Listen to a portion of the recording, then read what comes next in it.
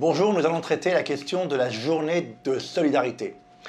Cette question, elle concerne tout d'abord la méthode pour que cette journée soit dans l'entreprise choisie, de quelle manière et pour qui est concerné très concrètement pour effectuer cette journée. La journée de solidarité, c'est une journée de travail supplémentaire non rémunérée. Mais bien sûr, cette journée, elle est effectuée dans un sens qui est nécessaire à la collectivité puisque c'est une contribution de tous à l'autonomie. Donc l'employeur va verser à l'URSSAF une contribution de 0,30% de la masse salariale. Maintenant, qui est concerné? L'ensemble des salariés du secteur privé relevant du Code du travail, mais également l'ensemble des agents publics. Nous traiterons uniquement les personnes du secteur privé. Cette journée de travail supplémentaire non rémunérée, elle va concerner tous les salariés avec des exceptions. La première, ce sont les apprentis et les mineurs qui, si l'entreprise décide d'effectuer cette journée sur un jour férié, ils en sont exclus. Également, les stagiaires n'ont pas à effectuer cette journée de solidarité. D'autres exceptions concernent l'ensemble des salariés qui, au moment où cette journée a été fixée à l'entreprise, se trouvent en congé payé, en arrêt maladie ou en congé maternité. Vous n'effectuerez pas cette journée de solidarité a posteriori. Il y a d'autres hypothèses où vous avez plusieurs employeurs. Alors, premier cas de figure, vous avez 2 temps partiels. Vous effectuerez au prorata de chaque contrat une période, quelques heures par un premier contrat et quelques heures sur l'autre contrat. Dans l'hypothèse maintenant où vous avez un contrat à temps plein plus un contrat à temps partiel, alors vous effectuerez votre journée de solidarité chez votre employeur à temps plein, mais vous n'effectuerez pas des heures en plus chez votre employeur à contrat à temps partiel. Concernant les salariés mis à disposition et les travailleurs temporaires, lorsqu'ils sont en entreprise, ils effectuent la même journée que l'entreprise utilisatrice.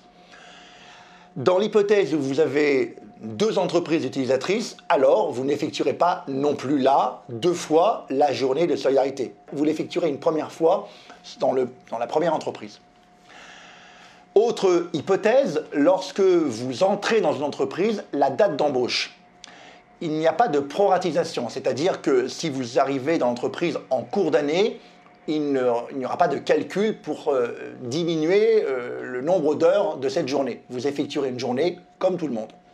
Dans l'hypothèse maintenant où vous êtes embauché postérieurement à la journée dite de solidarité, vous ne l'effectuerez pas puisque cette journée a eu lieu avant. Maintenant, si vous êtes, vous arrivez dans l'entreprise alors que cette journée n'a pas été effectuée, mais que vous l'avez déjà effectuée chez un précédent employeur pour la même année de référence, vous n'effectuerez pas 2 fois cette journée de solidarité. 2 hypothèses, vous pouvez refuser d'effectuer cette journée, ce n'est pas une faute, mais vous pouvez également faire cette journée, vos heures seront pour vous rémunérées. Alors comment fixer la journée de solidarité? Vous avez tout d'abord les grands principes aujourd'hui, c'est l'accord d'entreprise, l'accord d'établissement, ou vous avez également la branche à les vérifier. Si jamais il n'y a pas d'accord dans l'entreprise, pas d'accord de branche sur cette question, l'employeur pourra unilatéralement, à défaut d'arriver à un accord d'entreprise, décider seul de la journée de solidarité dans l'entreprise. Alors, cette négociation, à quel moment doit-elle avoir lieu?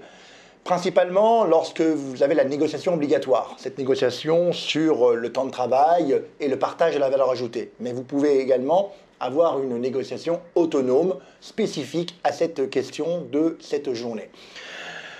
Vous allez négocier les modalités, le choix du jour, l'incidence sur la durée du travail et la rémunération des salariés, et vous allez choisir. Alors, que choisir? Quelle journée? Quelle modalité? Vous pouvez choisir un jour férié, celui que vous souhaitez dans le Code du travail, seulement vous ne pourrez pas choisir le 1er mai. C'est le seul jour qui ne peut pas être choisi pour être travaillé. Vous pouvez également choisir un jour de RTT pour la réduction du temps de travail et vous pouvez également choisir toute autre journée antérieurement travaillée dans l'entreprise que vous souhaitez travailler dorénavant. Par exemple, vous pouvez choisir un samedi qui n'était pas travaillé auparavant et qui sera dorénavant travaillé pour cette journée de solidarité. Sachez seulement que cette journée doit être de 7 heures, c'est la durée que vous devez effectuer pour avoir rempli votre obligation. Et je vous remercie de votre attention.